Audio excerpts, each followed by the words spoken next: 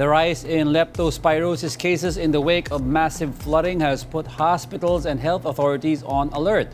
Mobile journalist Daniel Dayao tells us more. Daniel, let's start with the city of Manila. Kamusta naman ang mga kaso ng leptospirosis dyan? Yes, Diego, tama ka nga dyan. Patuloy nga ang pagtaas ng kaso ng leptospirosis dito sa Manila, particularly dito sa San Lazaro Hospital. Pero alam mo, Diego, nakahanda raw dyan ang Department of Health sa pakikipagtulungan sa iba't ibang ospital. So mamaya kasi, Diego, at 1 p.m. or maybe in a while ay darating na dito si the DOH Secretary Edwin Mercado para nga personal na bisitahin yung ospital at i-assess yung situation ng leptospirosis dito. Kasi Diego, ang sabi ni Dr. David Suplico, ang Medical Center Chief ng San Lazaro, ay dagsa pa rin talaga yung kaso ng leptospirosis dito. Actually, umabot na sa 155 ang kabuoang dami. 40 daw dyan ang nadagdag sa loob lang ng 24 oras at siyam naman ang naitalang nasawi. So Diego, isa sa mga in-emphasize niya ay nasa 23 daw ang hinihemodialysis na. Ibig sabihin, moderate to severe na yung kaso ng tinamaan ng leptospirosis. Pati na rin na isa rin sa kanyang nai-highlight ay 28 naman daw ang naiuwi. So Diego, kung makikita mo sa aking likuran, pakita ko na lang din sa'yo, ito yung bagong tent na pinrovide ng DOH para sa San Lazaro Hospital. Kasi kung naalala mo ang ating naging kwentuhan nung nakarang araw ay umabot na nga sa 170 yung patients dito sa San Lazaro Hospital or allotted beds para sa mga leptospirosis patients. So ang sabi kasi dito ni Dr. David Suplico ay bukod pa dyan, meron naman daw din silang hotlines at pati na rin ng fast lanes. So pagdating sa fast lanes, ililipat daw dito yung fast lanes para mas madaling mai-assess. And pagdating naman sa sitwasyon doon ay umaabot naman daw ng up to 2 hours kasi nga nagkakaroon ng surge. Pero isa sa mga na-share niya sa atin, Angelo, ay talagang umaabot to ng in duration ng 2 weeks. So ina-expect pa rin talaga na magkakaroon ng surge ng leptospirosis. So ayun nga, Diego, kung makikita mo ay talagang ito yung DOH tent na merong 10 additional cot beds. So bukod pa dyan, Diego, ay nakikipagtulungan naman daw talaga ang DOH, pati na rin yung ibang ospital. Kagaya nga na nasabi ko sa'yo,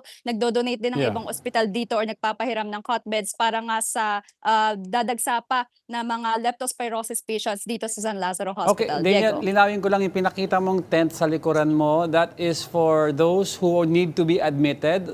Paano yung processing? Kasi ang balita rin daw is ang processing ng mga patient, ang pag-examine, medyong may pila na rin daw eh.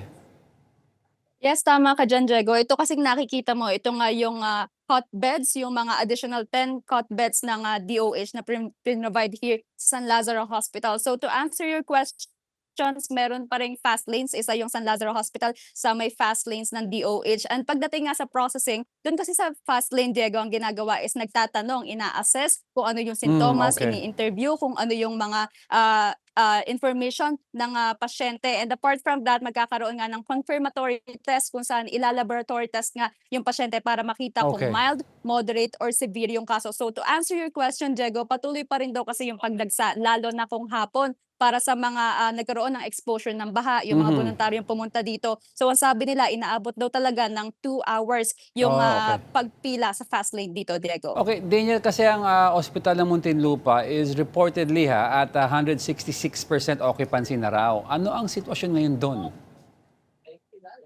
Yes, Diego, I think yung sinasabi mo is ospital ng Maynila. Maynila? So, Okay. yes.